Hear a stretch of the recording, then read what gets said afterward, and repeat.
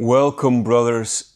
Today I want to do it a little bit more free-flowing, and I really want to discuss something that I've been noticing a lot in the intimacy coaching that I do. And I want to reflect that back on my own personal journey because I see the same pattern. And that really is that a lot of the men who want to work with me, who come to me for advice, a lot of them have similar problems in the sense that they have no brothers that they can share their experiences with. And it is my deep belief that the male relationships that you have, the friendships that you have, the brothers that you have around you, have a genuinely positive impact, positive or negative impact on your relationship. Now, before we get into it, my name is Sanne.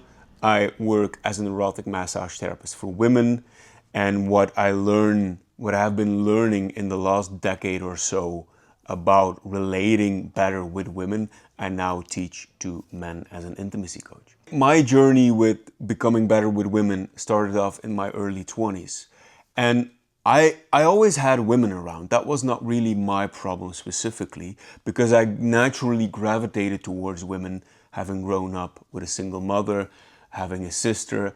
I knew how to relate to women, and I felt more comfortable relating to women. I didn't really feel like I wanted to do the typical boy things, the more rough and tumble play, the more competitiveness, this more boyish way of interacting with each other. I didn't really resonate that much with that. I was the more sensitive, more passive kid. And so I naturally gravitated more towards girls. And that basically stayed the same throughout my teens and in my 20s. But obviously you suddenly get to a point where you also want to get physical with women. And I might have had options to do that in the past, but I was too oblivious to notice when I had an actually decent shot with a woman. I always ended up in this friend zone kind of situation, not because women put me there, because I put myself there, because I was so unaware of women who were attracted to me. And even if I had an inclination that somebody was into me, I did not have any skills to make anything happen. And by the time I was in my mid-20s, I realized I really need to do something about this. I really want to do something about this. I am done with being the good friend that nobody wants to sleep with. I want to become this ultimate lover. I want to become this guy that women actually find attractive and they want to sleep with. So that was the beginning of my seduction journey, where I started consuming a lot of content around meeting women, about growing confidence. I started hitting the gym. All these kind of things are for a different video. And then I eventually also started going out to actually meet women in real life. A long story short, I started for the first time in my life genuinely going out to bars and clubs at night for this purpose of meeting women. Obviously also to enjoy myself with my friends, but still to meet women. And I remember so many of those nights where I was already like in my own head because I wanted to approach somebody, or I saw a beautiful girl and I felt something, but I had so much inner conflict in myself that I could not make anything happen. And to make that even worse, the friends that I was hanging out with, they actively also stopped me from going up to a woman. I remember one night where we were walking down the street and there was this beautiful girl walking in front of us, and there was three or four of us, and I knew every one of us was looking at this woman, because obviously the shape of her was beautiful. She was walking in front of us, so how could we not? And I was like, okay, wait. I was pumping myself up. I was riling myself up. I'm gonna go and speak to her. And my brother, who was next to me at the time, was like, no, Sonny, you're gonna bother her. Don't do that. Don't be weird. Don't be annoying. And I was like, dude, I'm already internally struggling to do this. I'm already putting myself down. I'm already my worst enemy, and my mind is already racing to all the excuses to not do it. And now you are also gonna stop me from doing it. and I was so annoyed and I was so angry. And that's when I realized, like, I need men who are actually supportive of what I want to accomplish. I need men who are actually helpful in what I want to do. And at this moment in life, that is meeting women and making something happen. And that kickstarted a journey of like, okay, I need to find better brothers. I need to find men who are also walking this path. And I was already in some Facebook groups, some forums around dating. So I actually started meeting up with men from other cities, from other countries, traveling there to basically go out, walk the streets, and talk to some women. And that was a lovely experience. And that was actually very beneficial because that's the first time that I realized, like, I had been doing so much by myself when I was back home. I went out on the streets. There's so many nights that I went out alone by myself just so I could potentially meet somebody. And because I was doing it alone, it took so much effort. There's so many days and nights and hours of my life where I was walking around dreading what I was doing. Every single woman that passed me by that I did not go up to made my heart sink in my shoes even deeper. And it was a dreadful time. It's not fun to do it like that. But as soon as I was with this other man, I started realizing, oh shit, this is actually much nicer. And I don't necessarily lack the skills to go up to a woman. That's not that we all have that skill. We can physically walk up to a woman. We can all say hi. That's not really what the problem is. But I was just afraid to do it. And just by having this man next to me who understood, who was supportive, made me go do it a lot quicker. It's not effortless, but at least quicker. And then what was even more important about it, when I then had whatever experience that I had, a good one, a bad one, I had somebody to come back to and relate my situation with, relate my feelings with. It was almost like this supportive structure that I could return to and that would help me regulate what I was going through, if it went badly, if it went smoothly. And that was deeply, deeply, deeply, deeply necessary. So that's the moment that I realized being around other men as a single man wanting to get something done with women is already like incredibly valuable. But most of those men lived abroad, so I didn't really have a core tribe here in Belgium where I spent most of my time at least. So another journey was then going to find those men to be around with, which I did eventually find. And I can tell you, if you don't have these brothers, it's so valuable because not only does it become easier to go do something that you might feel uncomfortable with, but they are also a source of women themselves, right? They might approach a woman or they might be dating somebody who has their own friends. And if you have this understanding with each other, you help each other out and everything becomes easier. Everything becomes a lot smoother. Now, while I was in this phase that I was gravitating more and more towards men, I also had to realize something incredibly profound. And that is that I actually had a lot of distrust for other men. I had a lot of judgment for how other men handled their own seduction thing. I found a lot of what other men were doing manipulative or rude or disrespectful or just too performative or whatever. Even though, if I'm honest with myself, there was a lot of performative elements in the beginning for me as well, but we all need to start somewhere, right? And that distrust that I had, this uncomfortability with other men, especially around being open and vulnerable and sharing the struggles that I had, also the struggles that I had in the bedroom, it just suddenly clicked that if I have this distrust towards other men, towards masculinity in general, I must also have this trust towards my own masculinity. And that was very much the case because the judgment that I had towards other men who were more sexually expressive, who were more sexually open, was a judgment that I had against my own sexual expression. And I was incredibly limited, and I was stopping myself from having the types of interactions that I wanted, just because I did not allow myself to be as forthcoming as I needed to be.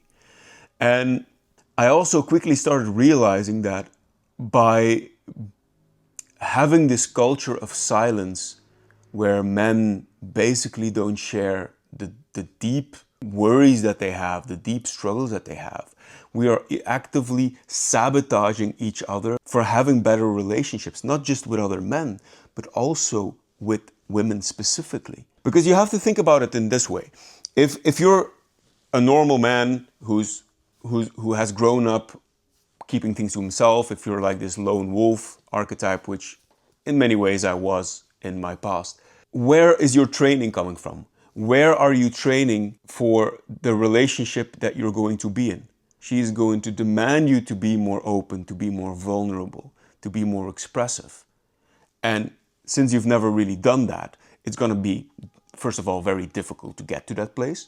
But then suddenly also what happens, and I hear this all the time from the women that I work with, and just from female friends in general, that as soon as the man then starts getting a little bit more comfortable with opening up, it's not just that he starts sharing what's on his mind, what's in his heart, it's that she becomes the emotional body bag of this man. He starts unloading all the things that he's been repressing for decades and decades of his life. And because she's open to it, because she specifically asked for his openness, he just starts vomiting all his problems on her. And when I phrase it like that, I hope you can understand that that is a deeply problematic thing to do. Because basically now you're transforming your partner, your lover, into your sole emotional support structure, and she becomes almost your therapist. And there are even men, unfortunately, who develop this sort of mother-son relationship because of that, because they need the safety and the affection and the emotional stability and support that they actually never really got anywhere. And this is devastating for your relationship to women. This is really devastating for your sex life specifically. If you are over-relying on her for emotional support, it is a problem. It is just going to erode the attraction that she has for you.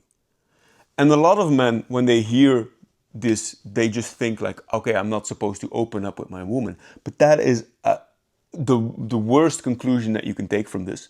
The whole point is you need more brothers around you. You need more friends who you can share your own world with, your own struggles with, so you can distribute it. So you're not overburdening some of the people in your life. It's not just the one lover, it could also just be the one friend. If you're always just relying on that one person, you are putting way too much on their shoulders. So you need a group of people around you to have a healthy support structure. We human beings are tribal species, right? We are evolved to co-regulate, to have people around us so we can better ground ourselves and process the things that we need to process. And it's the same thing with sexual issues. I remember I was in my mid-20s and I was struggling a lot with erectile dysfunction. And I was in this Facebook group, this forum for men who were doing seduction. I got over my fear by making a post about, let's honestly talk about erectile dysfunction. And I was so surprised that every single comment that I got on that thread was men saying like, oh, I've never had this problem at all. Oh, I don't think I will ever have this problem. And I was like, this is a group of hundreds and hundreds of men. It is statistically impossible that nobody is dealing with this as well. And it got me so frustrated, and it just made me realize that there's an inherent problem here.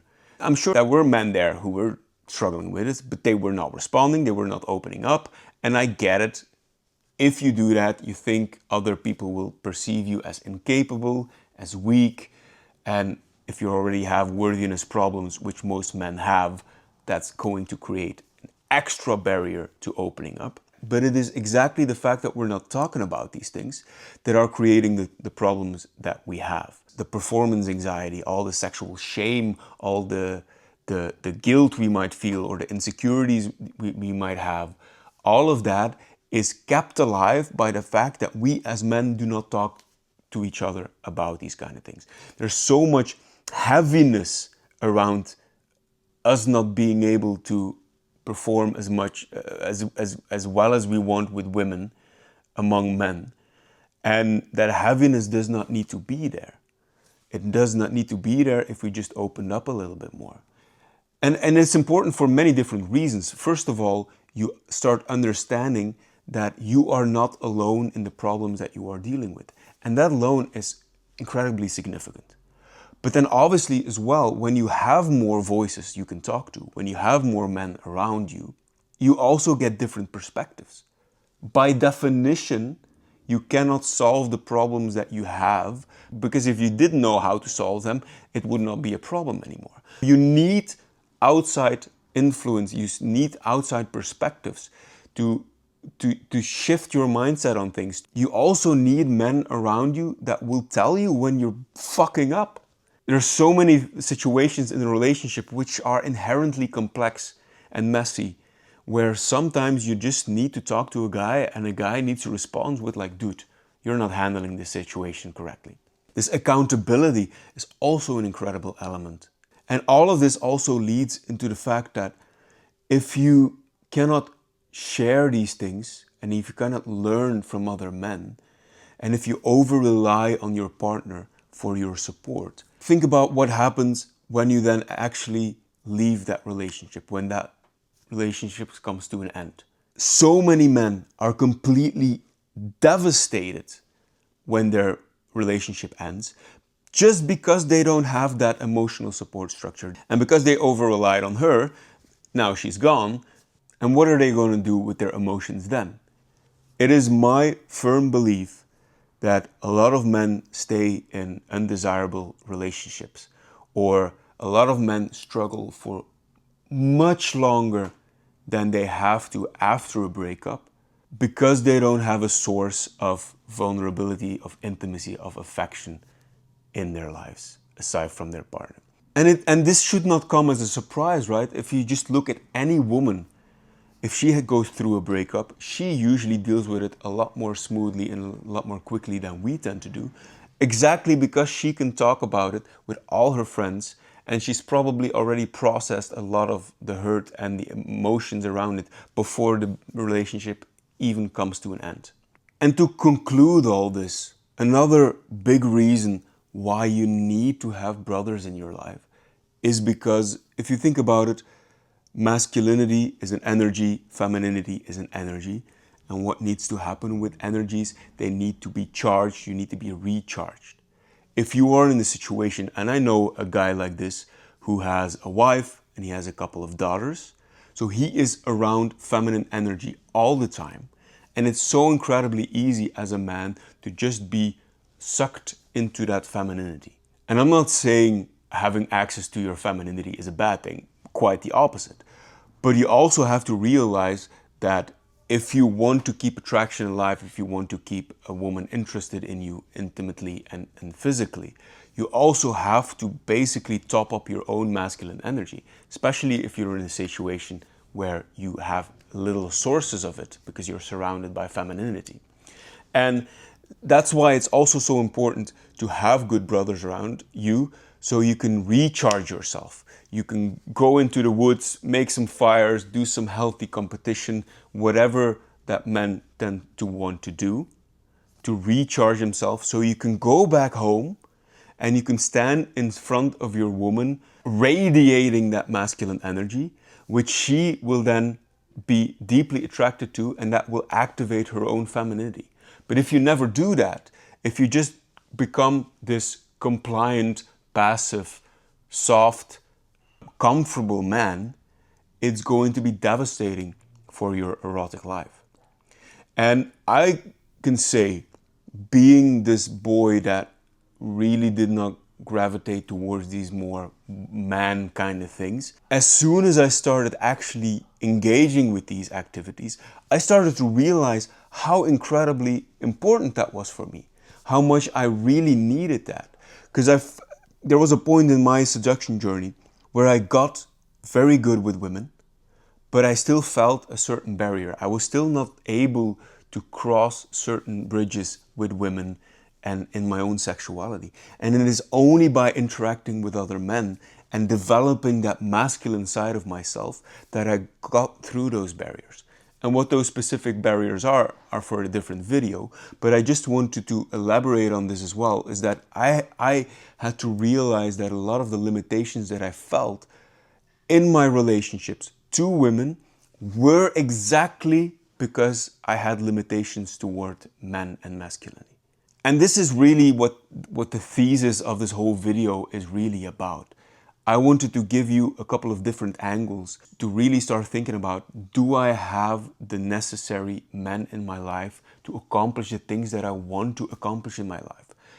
Do I have the men in my life that I can be vulnerable with, that I can be close with, that I can open up to, that I can share my deepest struggle with, knowing that that will have a positive influence on your entire life, but then especially when you go up to a woman, whether it's your woman, whether it's a new woman, and you can meet her not burdened by a lack of closeness with other people. If you're isolated, you will just put way too much focus on whether that goes well or not. In any case, if a man has no brothers, his relationship will have to carry the weight of his entire world, and that is unhealthy as fuck. Having men in your life, in my opinion, is not optional, even to the point where if men come to me now and they want to approve with women, the first thing we do is look at their male relationships, because it's that important. Now, I know this was a bit of a more off-the-cuff video, but I hope the point that I'm trying to make really came across. Work on your male friendships. Start opening up. Start giving your friends hugs. I had to work through all these uncomfortabilities myself, and I had to lead the way in that as well. But it is so incredibly valuable once you start doing it. I don't doubt that after listening to this, you know this triggers something in you. You know this triggers a desire for you to be able to have these conversations with your friends as well. And if they are not open to it, then you need to find better friends, or you need to start opening them up to this reality, this new, better, more healthy way of connecting with each other. And it's not easy to do, but you have to believe that if you feel these urges in yourself, most men feel this as well. But they just need somebody to lead the way.